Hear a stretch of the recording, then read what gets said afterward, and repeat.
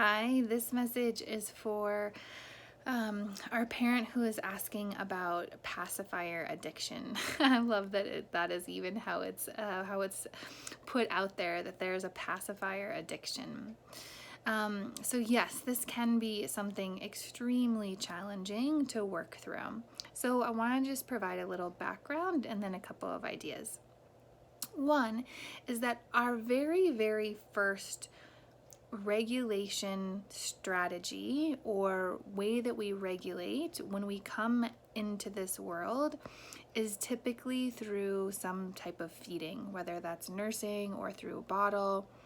But we engage in this suckling experience to regulate us nearly as soon as we come out of the womb.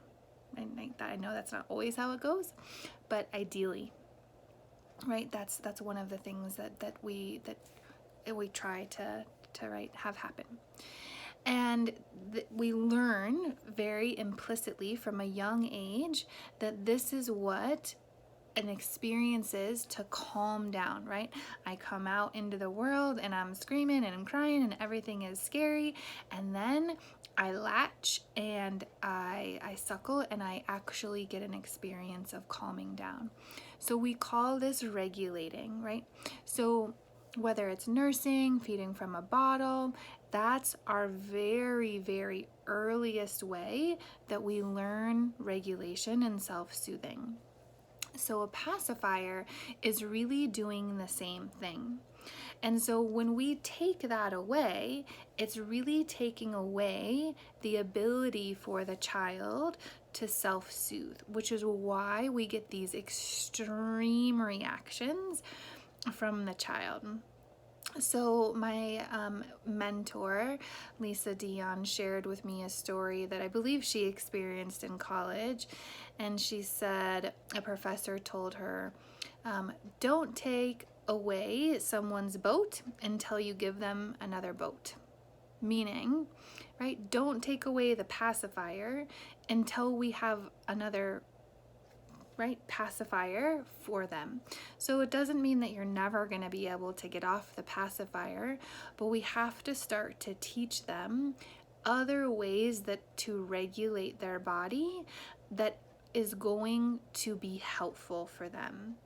So this may mean maybe we start to practice drinking through a sippy cup or a straw, or we do lots of milkshakes or the little squeezy packets, right? And that those could be offered in moments when the child needs regulation, right?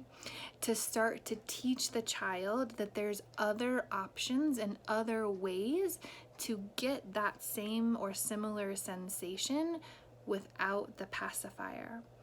Maybe we also talk to them about rocking or singing or finding other things that the child maybe already naturally gravitates to when they're upset. Do they want to be held? Do they like to have their back rubbed? Do they like to have their hair played with? I don't know, right? There could be a million things.